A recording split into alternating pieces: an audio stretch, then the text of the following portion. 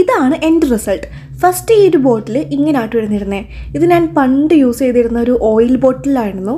കുറേ നാൾക്ക് ശേഷം ഇത് കണ്ടെത്തിയാണ്. അപ്പോൾ ഞാൻ കരുതി ഇതൊന്ന് ക്ലീൻ ചെയ്തെടുക്കാം. അതിപ്പോൾ ഇങ്ങനത്തെ കുഞ്ഞു ബോട്ടിലൊന്നും മാത്രമല്ല, ഇപ്പോൾ ഈ ഓയിലൊക്കെ ഇട്ട് വെക്കുന്ന ബോട്ടിലൊക്കെ നമുക്ക് ഇതുപോലെ ക്ലീൻ ചെയ്യാവുന്നതാണ്. അതിനായിട്ട് ആദ്യം ഞാൻ വിം ലിക്വിഡും ഒരു ബ്രഷും എടുത്തിട്ടുണ്ട്. അപ്പോൾ അതിൻ്റെ ക്യാപ്പായിട്ടോ ഞാൻ ആദ്യം ഒന്ന് ക്ലീൻ ചെയ്യുന്നത്. നന്നായിട്ട് ബ്രഷ് വെച്ചിട്ട് ഉരച്ച് ക്ലീൻ ചെയ്തെടുത്തിട്ടുണ്ട്. അടുത്തായിട്ട് നമുക്ക് ഈ ബോട്ടിൽ ക്ലീൻ ചെയ്യാം. അത് ഈ ബ്രഷ് കയറ്റാൻ കുറച്ച് പാടാണ്. അതുകൊണ്ട് വേറൊരു ടെക്നിക്ക് പറഞ്ഞുതരാം. ഈ വിം ലിക്വിഡ് തന്നെ അതിനകത്ത് ഒഴിക്കുക. അതിൻ്റെ കൂടെ കുറച്ച് കല്ലുപ്പ് അല്ലെങ്കിൽ ക്രിസ്റ്റൽ സോൾട്ട് ഉണ്ടല്ലോ, അതിട്ട് കൊടുക്കുക. അതിട്ട് കഴിഞ്ഞിട്ട് നമുക്കൊന്നുകൂടി ക്യാപ്പ് വെച്ച് അടച്ചിട്ട് നന്നായിട്ട് ഷേക്ക് ചെയ്യാം. അതിനുശേഷം ഒരു 5 മിനിറ്റ് അത് മാറ്റി വെക്കാം. 5 മിനിറ്റൊക്കെ മതി, അധികം ടൈമൊന്നും വേണ്ട. എന്നിട്ട് അതെടുത്തിട്ട് നമുക്ക് നന്നായിട്ടൊന്ന് കഴുകി കൊടുക്കാം. ബോട്ടിലിൻ്റെ പുറം ഭാഗം കൂടി ഞാൻ നേരത്തെ ചെയ്ത പോലെ വിം ലിക്വിഡ് ബ്രഷിൻ്റെ മുകളിലാക്കിയിട്ടാണ് കഴുകി കൊടുക്കുന്നത്. നന്നായിട്ട് വെള്ളമൊക്കെ ഒഴിച്ചൊന്ന് കഴുകുക.